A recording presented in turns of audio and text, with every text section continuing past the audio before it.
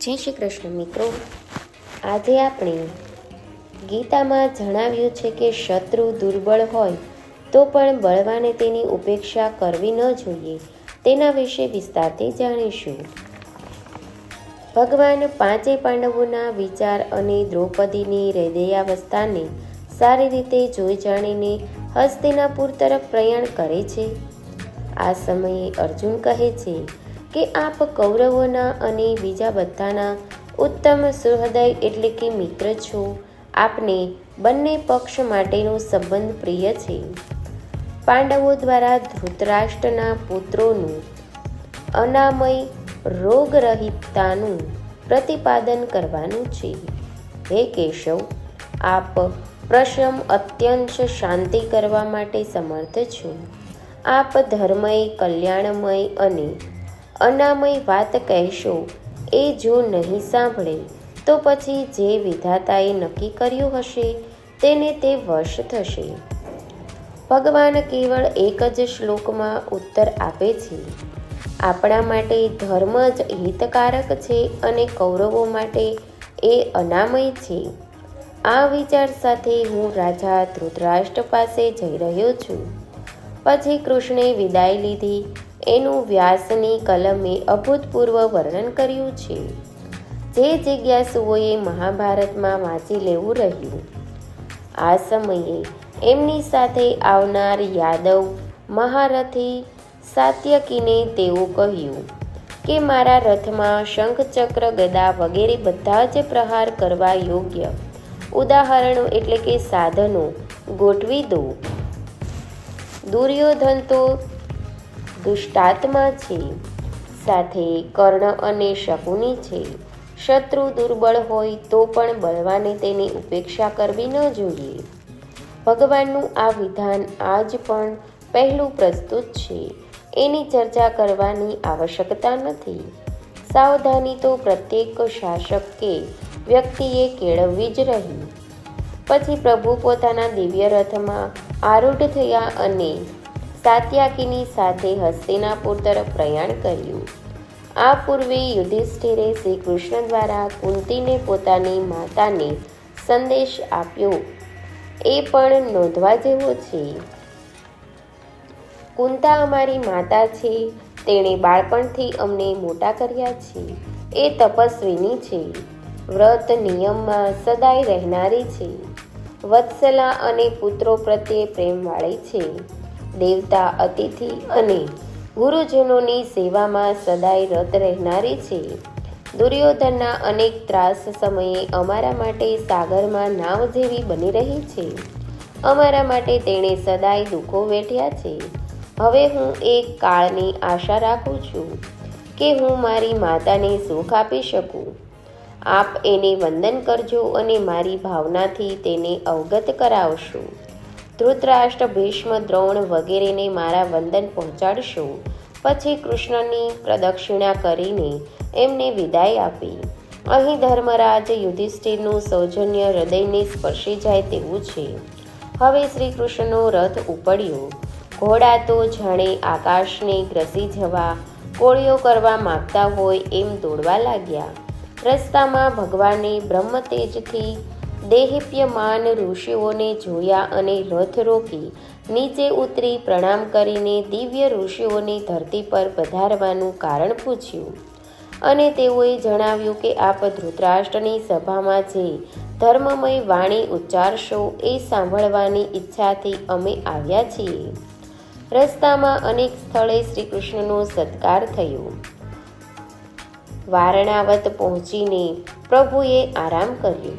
ધૃતરાષ્ટ્રની અનુમતિ આદેશથી દુર્યોધને શ્રી કૃષ્ણના સત્કાર માર્ગોને શોભાવ્યા. વચ્ચે વચ્ચે વિશ્રામ સ્થાનોની રચના કરી. ભગવાન હસ્તિનાપુર પધાર્યા. કુંતીને મળીને એને આશ્ચર્ય આપ્યું. આ પૂર્વે કુંતીએ પાંડવોને પડેલા દુઃખો યાદ કર્યા. અહીં એક અવશ્ય નોંધવા જેવી બાબત છે જે કુંતીએ દ્રૌપદી માટે કરી છે.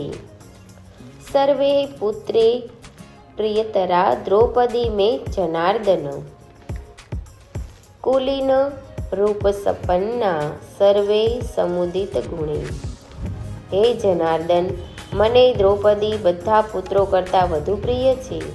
એ કુલીન, રૂપ સંપન્ન અને સઘળા ગુણોથી યુક્ત છે.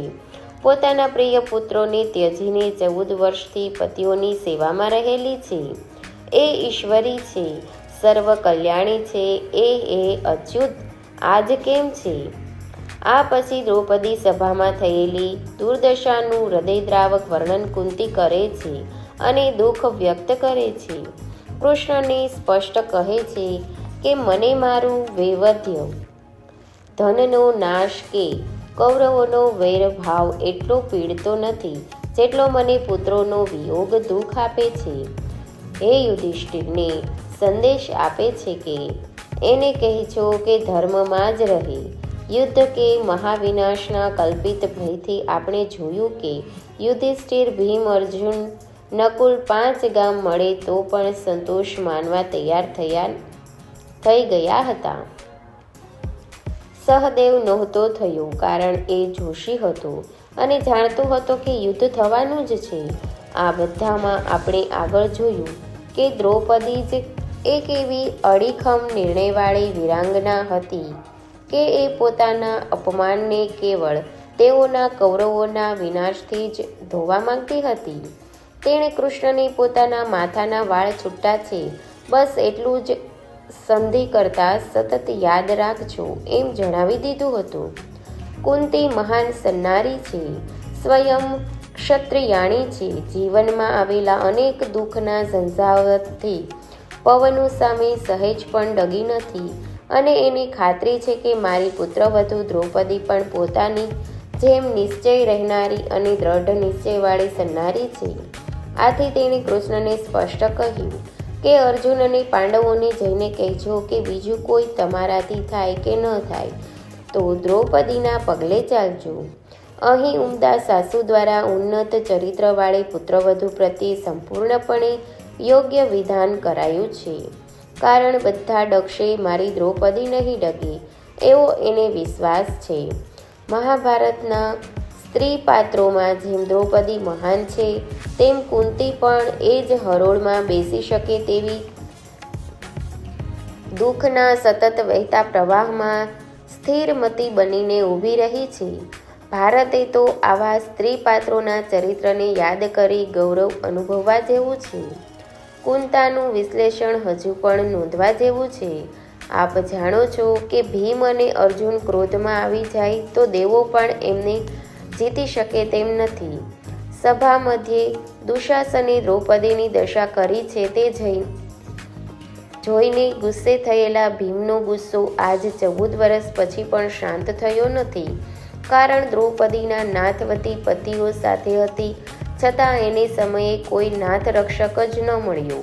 હવે તો પ્રભુ મારા પુત્રોના નાથ ઉદ્ધારક આપ જ છો.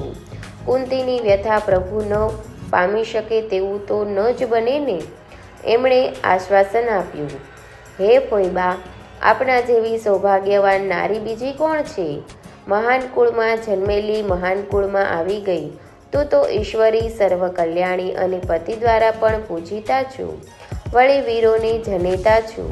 જેમ નિદ્રા કે તંદ્રા, ક્રોધ કે હર્ષ, ભૂખ કે તરસ, ગરમી કે ઠંડી જેવા દ્વંદ્વોને સહન કરીને તું તો પુત્રોના સુખમાં જ રાજી છું. નીચ હોય એ ઊંઘતા રહે, મધ્યમ હોય એ ગ્રામ્ય સુખમાં રાચે, જ્યારે ઉત્તમ હોય તે થોડાથી સંતોષ ન માને. એમને તો મહાનની જ આકાંક્ષા હોય.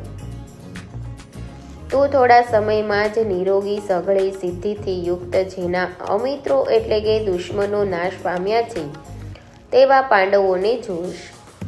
કુંતીની પ્રભુ ભક્તિ ઉભરાય છે. એ કૃષ્ણને કહે છે, તમને પાંડવો માટે જ યોગ્ય જણાય તે જ કરજો. એ પણ ધર્મનો લોપ ન થાય એ રીતે. હું આપના પ્રભાવને, સત્યને અને આપના અભિન્ન કુલીનતાને જાણું છું. તમે જ અમારા કુળમાં ધર્મ, સત્ય અને મહાન તપરૂપ છો. આપ જ રક્ષક છો, મહાન બ્રહ્મ છો. આપની અંદર જ સઘળું પ્રતિષ્ઠિત છે. આપે જે કહ્યું તેવું જ થશે, કારણ સત્ય આપની વાણી થશે. આ પછી કુંતાને પ્રણામ કરી એની પ્રદક્ષિણા કરી ભગવાન શ્રી કૃષ્ણે દુર્યોધનના ઘર તરફ પ્રયાણ કર્યું. જય શ્રી કૃષ્ણ મિત્રો.